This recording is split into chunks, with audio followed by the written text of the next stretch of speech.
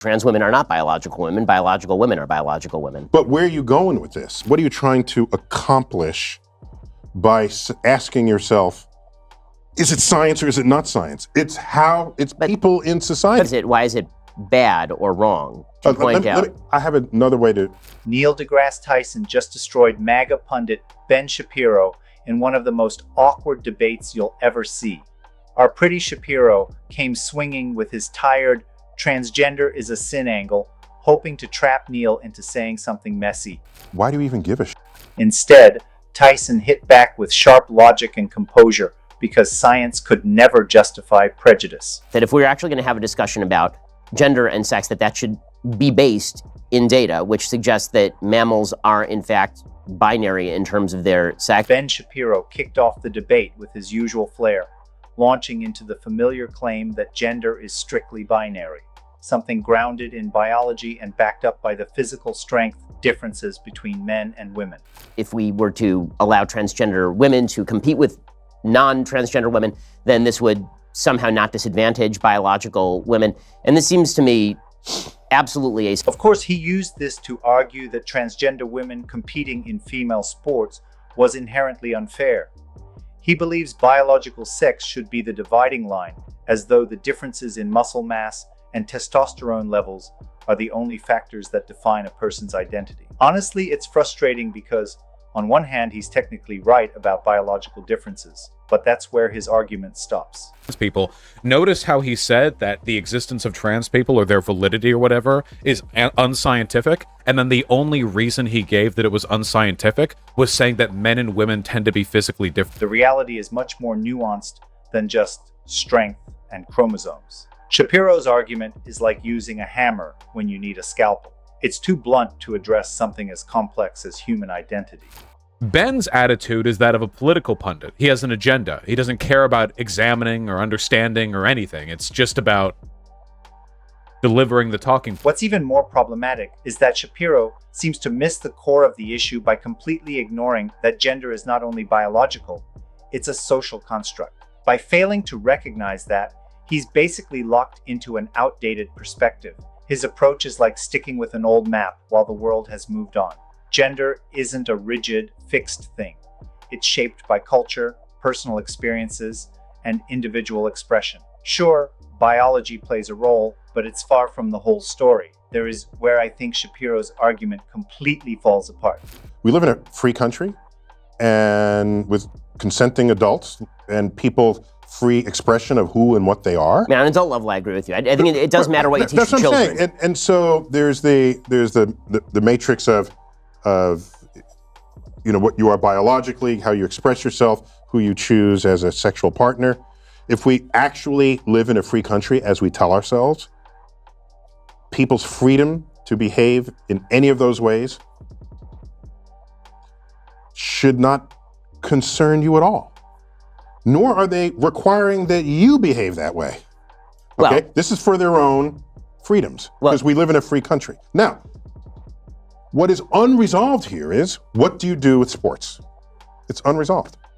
And I've followed that closely, and I don't see any meaningful solutions to come down off of that.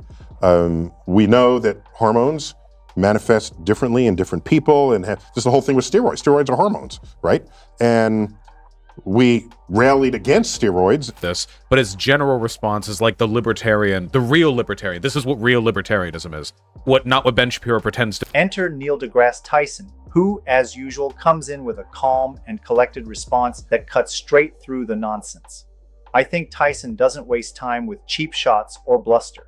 Instead, he advocates for the freedom of individuals to express their gender identity however they see fit. He leans into a libertarian stance, one that values personal freedom over rigid categories. Tyson makes it clear, people should have the right to define their gender without fear of judgment or interference. This is where Tyson really nails it. Freedom of identity should come first. I think Tyson got it exactly right here. Gender is a personal journey, not a political debate. There's the matrix of what you are biologically, how you express yourself, who you choose as a sexual partner. if we actually live in a free country as we tell ourselves? Tyson also takes on the biological argument directly, explaining that gender is far more than just biology. It's a social construct that varies across cultures and individuals. And it's not just about sex or chromosomes. It's about how people understand themselves and how they are seen by the world. Freedom to behave in any of those ways? I have to agree with Tyson here.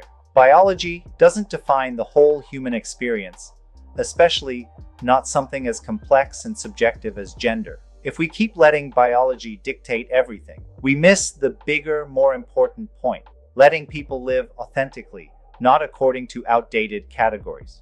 If you have political power, you could end up creating legislation that subtracts freedoms from people who previously were enjoying the same freedoms as you. Shapiro's insistence on sticking to biological facts to justify his views on gender and sports could easily fuel laws that infringe on the rights of transgender individuals. Tyson, with his cool-headed approach, sees the bigger picture. Once science gets dragged into the political arena, it can become a weapon to control and limit freedoms. Saying, if you bring out all the science and the politicians hash it out, the history of that exercise is a recipe for disaster if it involves discoveries that put people's freedom, as defined in our Constitution, at risk. Tyson doesn't just talk about facts. He's calling out the real issue, which isn't about science, but how science can be manipulated to fit the needs of those in power. Isn't it dangerous when political agendas start shaping what we call truth? The debate over transgender rights has become more about who controls the narrative and less about the people who are actually affected by these policies. Going from depressed to happy, it's more like a light switch where you shift it up, so it goes from off to like on. You know what I'm talking about? The dial ones.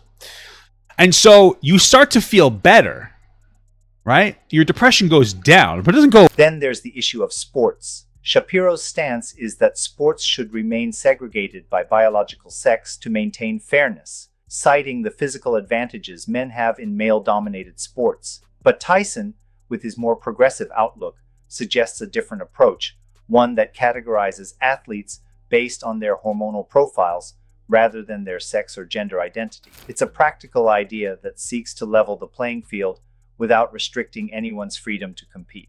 Why limit competition to outdated definitions of sex when we can focus on a more fair, science-based approach? And I've tried to think of what the future of sports would be in the world of a gender spectrum. And it may be, you don't specify whether it's a male or female sport. You just take measurements of what your hormonal... Shapiro raises a valid concern about women's sports.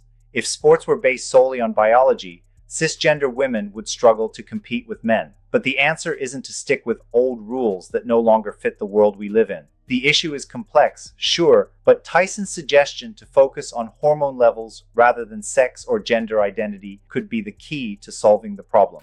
You'd have to find some way to compete people against each other if you still care that sports is an interesting... It's time to stop looking at sports as a place for biology to define success and start thinking about a more inclusive, fair future. Isn't it time we evolve how we think about sports to make it more inclusive for everyone? Right now, children are being taught about the quote-unquote gender spectrum, which is not scientifically based. That is a theory-based idea. Ben Shapiro took a swing at the gender spectrum being taught in schools, calling it a social construct with no scientific basis. His stance is that it's a topic better suited for sociology, not biology class. In his mind, biology should stick to hard science, and any discussion about gender should be kept in the realm of social studies. I mean, sure, Shapiro's got a point in the sense that gender identity isn't a biological fact the way, say, the Earth's rotation is.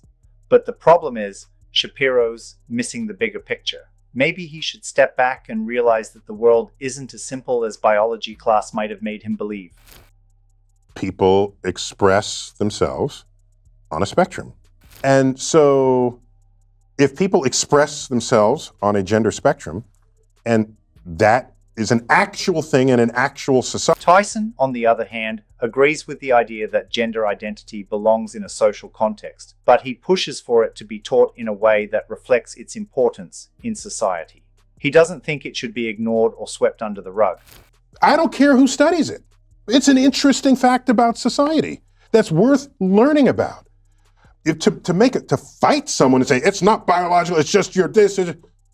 Gender identity isn't something that's confined to just one class or one viewpoint, and Tyson makes it clear. It's something that needs to be better understood, especially in our rapidly changing world. Honestly, Tyson's point here hits home. Gender identity deserves its own space in the curriculum, not just tucked away under one narrow viewpoint. The problem isn't whether gender should be taught as science or sociology. The real issue is that we're still stuck in the debate of whether it should be taught at all. It is real because it manifests, but the question of how to classify manifestation is a scientific question. Shapiro's stuck on an outdated perspective, trying to limit it to what's biological while completely dismissing the lived realities of people. I think he's missing the point that gender isn't just a topic for intellectual debate. It's a reality for millions of people, and that's something education should reflect. How can we move forward if we keep pretending these discussions aren't as important as they are?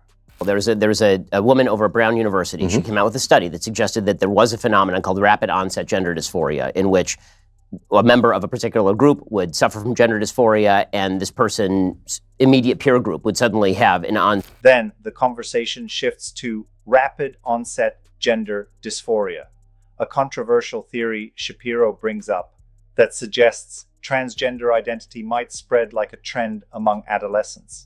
We as a society don't trust that people in charge in a free country won't try to legislate something that will constrict people's freedoms in the face of that information. I think that's Of course, it's a theory that Tyson shoots down immediately, calling it a flawed study that lacks real scientific backing. Tyson's not here for speculation that uses shaky science to push political agendas. And honestly, I think Tyson nailed it. If we start letting theories like that shape the conversation, we risk turning it into nothing more than a political battleground instead of a legitimate public health discussion. It's almost embarrassing that Shapiro would even mention a study that's so obviously flawed. It's like trying to argue about physics based on an Instagram meme. I'm arguing on we need a way to we need a way to protect people's freedoms in the face of whatever gets discovered scientifically. Finally, Tyson addresses the issue of free speech and the dangers of restricting the conversation on transgender issues. He warns that silencing debates, even uncomfortable ones, only leads to further division and mistrust. Let science do what it does, but politicians... When we start limiting what can be said about transgender issues for fear of political backlash, we risk creating a society where honest discourse is dead. At some point, don't we all need to stop walking on eggshells and have an open, honest discussion about these topics? Here is Ben Shapiro's aesthetic of scientific accuracy crumbling in the face of an actual advocate for science. You know? It's being destroyed by literally... I think Tyson completely outclassed Shapiro here, not by justifying himself with science, but by using real logic and a deeper understanding of the issue.